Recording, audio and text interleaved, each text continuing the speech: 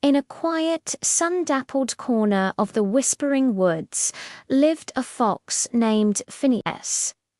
Now, Phineas wasn't like the other foxes. While they were busy chasing rabbits or napping in sunbeams, Phineas was a dreamer. But he didn't just dream of plump chickens or cozy dens.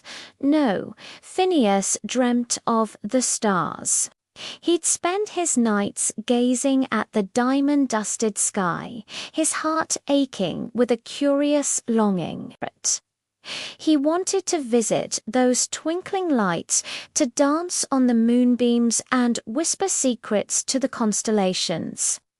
The other animals thought he was peculiar. A fox in space, preposterous, scoffed Barnaby the badger.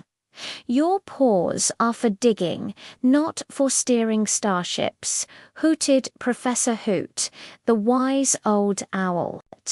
But their words only fueled Phineas's determination.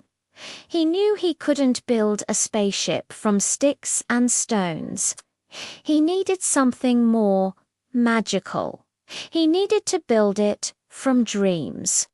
So Phineas became a collector.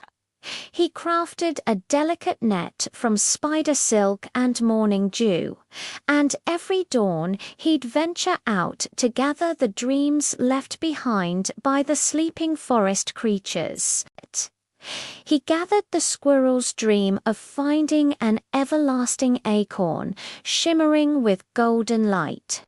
He collected the rabbit's dream of leaping over the moon, which felt bouncy and light as air.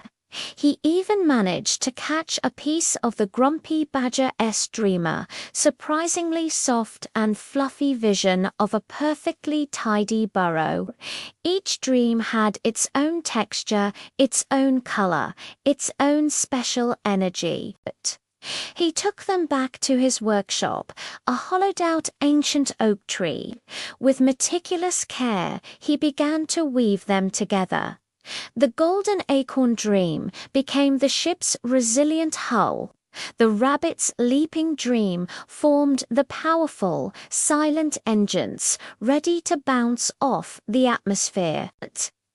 The bear's dream of a long, peaceful hibernation was woven into the cockpit, making it the coziest, safest place in the universe.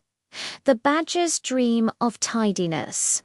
That became the navigation system, flawlessly organized and precise.